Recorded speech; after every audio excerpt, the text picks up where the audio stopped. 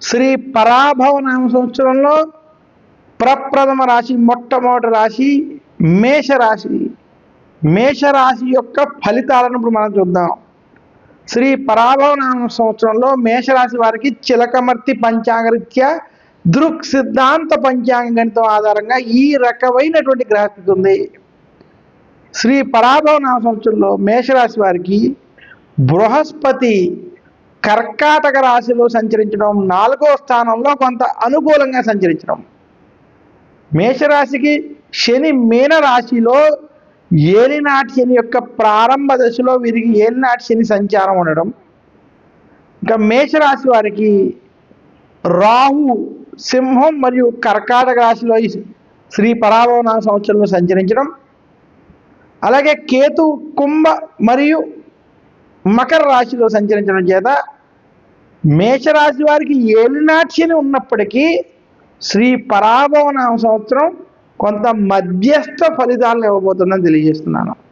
చాలామంది మేషరాశి వారు మేము ఏలినాటి శనిలో ఉన్నాం, కొన్ని చికాకులు, ఇబ్బందులు, బాధలు ఉన్నాయని ఏవైతే భయపడుతున్నారో మీరు ఎలాంటి ఆందోళనలు ఈ సంవత్సరం అంతలా పొందక్కలేదు. అయినప్పటికీ ఖర్చులు నియంత్రించుకోవడం, అప్పు చెయ్యొద్దు, అప్పు ఇవ్వద్దని మాత్రం మేషరాశికి సూచిస్తున్నాను. అప్పుల జోలికి వెళ్ళకూడదు, అప్పు చేయకూడదు, అప్పు ఇవ్వకూడదు. తెలియని వాటిలో పెట్టుబడులు, తెలియని వారికి రుణాలు వంటి ఇవ్వడాలు వంటి వాటికి మాత్రం ఈ సంవత్సరం ఖచ్చితంగా దూరంగా ఉండాలి మేషరాశి వారు. ఇక మేషరాశి వారికి ఏలినాటి శని ఉన్నప్పటికీ మిగతా గ్రహాల అనుకూల స్థితి ఉండడం వల్ల శ్రీ పరాభవ నామ సంవత్సరం అనుకున్న విధంగా కొంత శుభ ఫలితాలు, సత్ఫలితాలు, కలిసి వచ్చేటువంటి మధ్యస్థ ఫలితాలు ఉంటాయి. నిరుద్యోగులకు ఉద్యోగ ప్రయత్నాల్లో ఆటంకాలున్నా ఉద్యోగాలు కలిసి వస్తాయి. విదేశాల్లో ఉన్నటువంటి నిరుద్యోగులకు కొంత ఇబ్బందులు మాత్రం అధికంగా ఉంటాయి, జాగ్రత్తలు పాటించాలి. ఉద్యోగంలో ప్రమోషన్ వంటివి ఆశించద్దు. ఆశించకుండా మీ పని చేసుకోవడం వల్ల శుభ ఫలితాలు పొందగలరు. మేషరాశి వ్యాపారస్తులకి ఇది మధ్యస్థ సమయం. రావాల్సిన ధనం సమయానికి రాకపోవడం, కొంత ఆలస్యం అవడం మాత్రం మిమ్మల్ని వేధిస్తాయి. ఖర్చులు కొంచెం నియంత్రించుకోవాలి. మేషరాశి స్త్రీలకి మధ్యస్థ ఫలితాలు.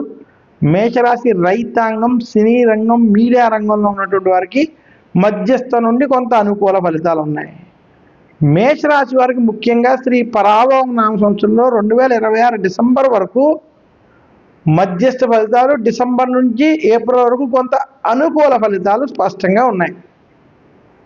మేషరాశి వారు శ్రీ పరాభవ నామ సంవత్సరంలో మరింత శుభ ఫలితాలు పొందడానికి దశరథ ప్రోక్త శని స్తోత్రాన్ని పారాయణం చేయడం, గురు దక్షిణామూర్తి స్తోత్రాన్ని నిత్యం పఠించడం మంచిది.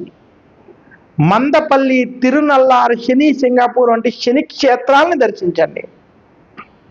నవగ్రహ ఆలయాల్లో శనికి తైలాభిషేకం చేసుకోండి.